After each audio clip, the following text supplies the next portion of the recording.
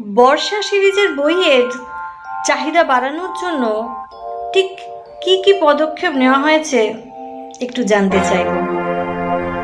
বর্ষা সিরিজের জন্য একটা আলাদা প্ল্যানিং করতে হয়েছে, কারণ এটা সিরিজের বই। যদিও এখানে কেউ সারা বছরের বই, পারফেক্ট বাইন্ডের বই, হার্ডবোর্ড বাইন্ডের বই করতে পারেন, সে তো খুব ভালোই হয় করলে। আমাদের পক্ষে আমরা সেটাকে খুব ভালো মার্কেটিং করতে পারি।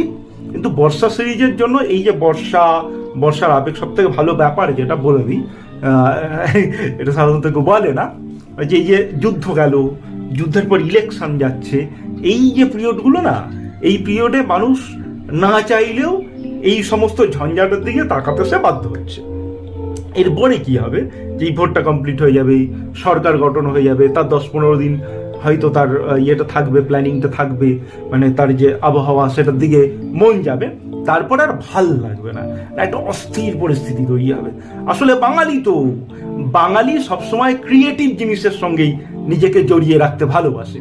তারা ওই অত চেঁচামেচি, হই হট্টগোল, এসব ওই 2-5 দিন 10 দিন ভাল লাগে, ঠিক আছে, তারপর আর ভাল লাগে না। দেখবেন তারপরেই ভালো থিয়েটার দেখতে চলে যায়, ভালো সিনেমা দেখতে চলে যায়, সার্চ করে করে ভালো কি জিনিস সারা পৃথিবীতে ঘটে গেল সেসব দেখে। বিশেষ করে এই জেনারেশনের ছেলেমেয়েরা, এরা খুব ভালো, প্রচণ্ড ট্যালেন্টেড ছেলেমেয়ে, এবং এত শিল্প, সাহিত্য, সংস্কৃতি, জ্ঞান বিজ্ঞান নিয়ে এদের এত উৎসাহ, আমার খুব ভাল লাগে। এদের সঙ্গে আমার কথা বলতে খুব ভাল লাগে, এদের সঙ্গে আমি মিশি। তো এদের কাছে এই বর্ষা সিরিজগুলো পৌঁছে যাবে। এই জাস্ট একটুখানি এই কয়েকটা দিন কেটে যাক, এটা একটা বিচ্ছিরি ঝঞ্ঝাটের মতো অবস্থা যাচ্ছে।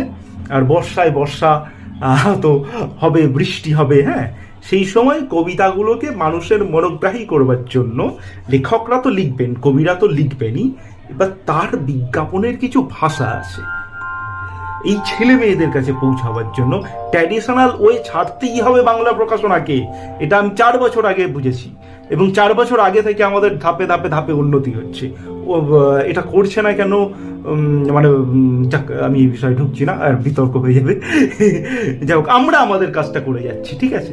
সেই ওয়েতে এবারের বর্ষা সিরিজের বইগুলোকে ঠিক বার করে দেবো। মানে আমাদের কাজ কি, লেখকদের কাজ কি, তার যে লেখাটা সেটা যেন 5টা মানুষ পড়েন, বোঝেন, কিছু অনুভব করেন।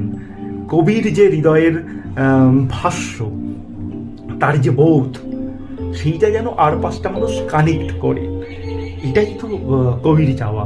তো সেই মানুষের কাছে পৌঁছে দিতেই হবে, তার জন্য ট্র্যাডিশনাল ওয়ে ছাড়তেই হবে।